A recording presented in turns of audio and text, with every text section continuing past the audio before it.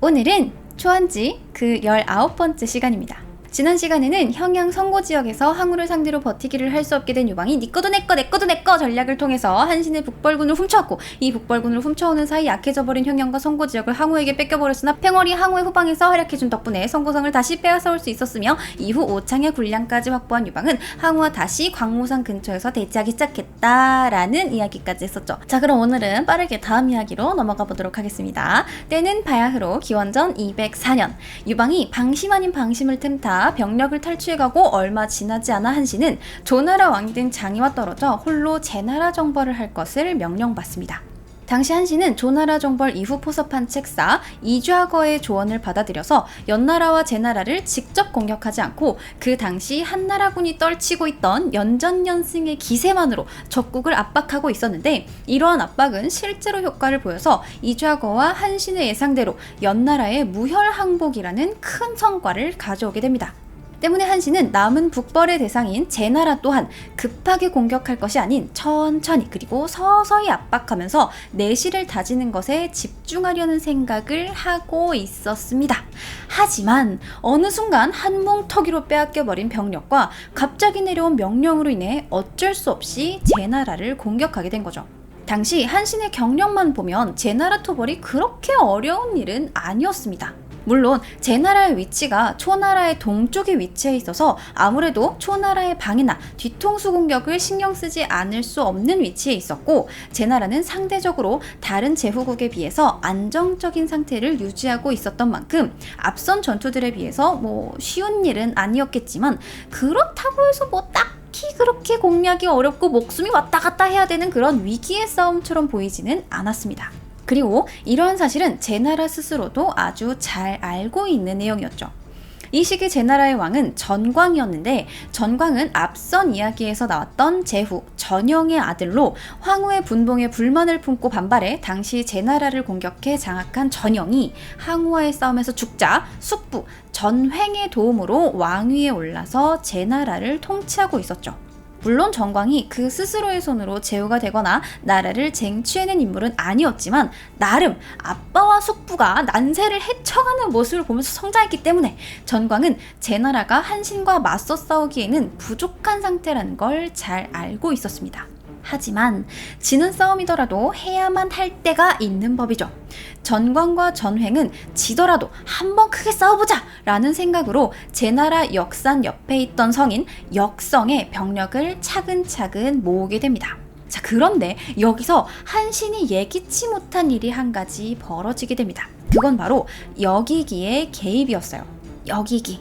일전에 6 제후의 힘을 모아 항우에 대항하자고 말했다가 장녀에게 왕창 까이고 유방에게 신임을 조금 잃었지만, 비교적 최근 평양과 성고지역을 놓고 항우와 다투던 유방에게 지천 왕이 하늘로 섬겨야 하는 백성, 그 백성이 하늘로 섬기는 식량, 즉 식량과 복을 원활히 하는 것이 중요하다라는 의견을 강력하게 피력해서 유방이 성고, 형양을 회복하고 오창을 탈환하면서 항우와의 대치에서 나름대로 우위를 점하게 만드는 지대한 공헌을 한 덕에 유방의 한나라 내각에서는 큰 발언권을 행사하고 있는 인물이었죠. 그랬던 여기기는 한신과 광목은 이좌거가 했던 생각과 비슷한 의견을 가지고 있었습니다. 북벌의 대상이었던 연나라가 편지 한 통으로 항복할 만큼 커다란 위세를 떨치던 한신의 북벌군, 즉 한나라 힘을 굳이 제나라와의 싸움으로 소모하기보다는 다시 한번 말과 글의 힘으로 제나라를 항복시켜서 초나라와의 싸움에 전력을 기울이게 하는 게 좋겠다라는 의견이었죠.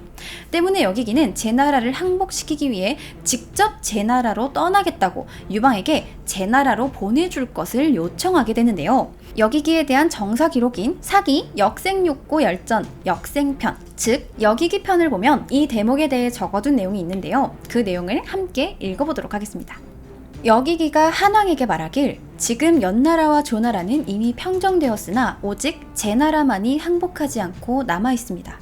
지금 전광은 넓은 제나라 땅을 차지하고 있고 전가는 20만 명의 군대를 이끌고 역성에 주둔하고 있으니 전시 쪽의 세력은 강력하고 지리적으로는 바다를 등지고 황하와 제수가 길목을 막고 있으며 남쪽으로 초나라에 가깝기까지 하고 제나라 사람들은 권모술수에 능하니 왕께서 비록 수십만의 병사를 파견해 제나라를 공격한다 하여도 짧은 시일 내에 격파하기는 어려울 것입니다. 신에게 조서를 내려 제나라 왕을 설득해 그들이 한나라에 귀속해 동쪽의 속국이 될 수 있도록 해주십시오 하였다. 그러자 한왕이 말하길 좋다 하였다. 자, 이렇게 여객기는 제나라를 항복시키기 위해서 떠납니다. 이 시점에 한신은 제나라를 향해 군사를 일으켜 떠나기는 했으나 아직 제나라의 초입인 평원진조차 지나지 않은 상태였기 때문에 한나라와 제나라의 물리적인 전쟁은 아직 시작되지 않은 시점이었고, 그렇기 때문에 여기기에 평화적인 방법이 먹힐 수 있는 시점이기도 했어요. 그리고 실제로 그 방법은 제나라에 먹히죠. 제나라의 입장에서는 어차피 싸우면 질 거 뻔한데 이거 동맹국으로 가자는 게 뭐 아무래도 항복하는 것보다는 명분과 실리 뭐 양쪽 측면에서 모두 좋은 방향이었고, 뭐 사실 항복과 다름없는 동맹이긴 했지만 그래도 말뿐인 동맹인 거랑 말로도 실제로도 항복을 한 거랑은 뭐 추후 정관과 전횡의 처우를 보장받는 데에도 영향이 갈 만한 요소였기 때문에 여기기에 동맹 제안이 꽤나 달콤하게 다가왔던 것 같아요. 실제로 당시 전관과 전횡이 어떤 마음으로 여기기의 제안을 받아들였는지에 대한 기록은 상세히 남아있지 않지만 어쨌든 여기기의 제안은 통하게 되고, 여기기는 제나라의 70여 개의 성을 몇 마디 말로써 유방에게 갖다 바칠 수 있게 됩니다. 여기기가 해낸 거죠. 한나라는 아무런 출혈 없이 제나라의 그 큰 땅을 얻게 됐습니다. 이로써 한나라는 강성한 힘과 병력을 유지하고 또 동맹국도 얻게 됐죠. 자, 이제 초나라를 한 방에 쳐부술 수 있는 힘이 생기는 줄 알았는데 세상이라는 게 그렇게 쉽게만 흘러가지 않는 법이죠. 이 여기기에 무혈 제나라 정벌이 갑자기 이상한 방향으로 흘러가게 되는데 과연 어떤 일로, 어떻게, 어느 정도로 이상하게 흘러가게 되는지 그 내용을 이번 정사 회음후 열전의 기록을 통해 함께 알아보도록 하겠습니다. 한나라 왕은 한신을 상국으로 삼아 조나라 병사로 아직 징발되지 않은 자들을 거두 병력을 충원한 뒤 제나라를 공격하라 했다. 한신은 이에 병사들을 이끌고 동쪽으로 제나라를 향해 나아가고 있었는데 아직 평원진을 건너기 전에 한나라 왕이 여기기를 시켜 제나라를 설득하고 항복을 받아냈다는 말을 듣고 더 이상 제나라를 공격할 이유가 없으니 공격을 멈추고자 했다. 이때 범양의 변사 괴통이 한신에게 말하길, 장군이 한왕에게 조서를 받고 제나라를 공격하는데 한왕이 단독으로 밀서를 보내 제나라를 항복시켰습니다. 그러나 제나라의 항복과는 별개로 한왕이 장군에게 제나라 공격을 멈추라 조서를 따로 내리지 않았으니 어찌 제나라로 향하지 않을 수 있겠습니까? 또 여기기는 한낱 변사에 지나지 않으니 그저 수레를 타고 나아가 새치열을 놀려 제나라의 성 70여 개를 항복시켰습니다. 이에 비해 장군은 대군 수만 명을 이끌고 한 해가 넘도록 싸워 조나라의 성 50여 개를 항복시켰습니다. 장군이 된 지 여러 해가 되었지만 그간 세운 공이 보잘것없는 유생 하나의 공만도 못하단 말입니까? 하였다. 한신도 이 말을 듣고 옳다고 생각해 그의 계책을 따라 제나라로의 공격을 계속하여 황하를 건넜다. 제나라는 이때 이미 여기기의 제안을 받아들이고 여기기를 제나라에 머물게 하며 크게 술자리를 벌여 대접하고 있었고, 한나라군이 공격할 것을 생각하지 않아 방어하지 않고 있었다. 한신은 이를 틈타 제나라 역성을 공격해 군대를 습격하고 임치까지 이르게 되었다. 제왕 전광은 여기기가 한신과 통해 자기를 속였다 생각해 여기기를 소채 삶아 죽였다. 자, 어떤가요?